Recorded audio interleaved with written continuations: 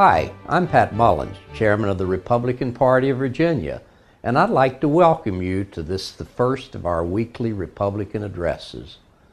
Over the coming weeks, Republican leaders from all over Virginia will use these video talks to keep you up to date on what's happening here in Richmond, how Republicans are working to address the issues that matter to you and your family, creating jobs, improving education, keeping taxes low, and making sure that Virginia remains the best place in the country to live, work, and raise a family. The General Assembly will be back in session next week, and as anyone who has spent any time around Richmond can tell you, there's far more going on than you will ever read in the newspapers. Thousands of bills will be considered in less than 60 days.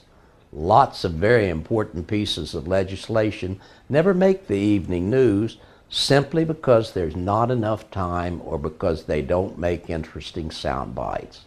We hope to bridge that information gap. During this session, our GOP team will be creating a 2-year budget that reflects the priorities that you, the people of Virginia, have told us matters. Future updates will talk about the process, what the new budget means to you, and how the GOP is making sure that state government is listening and doing what you tell us to do.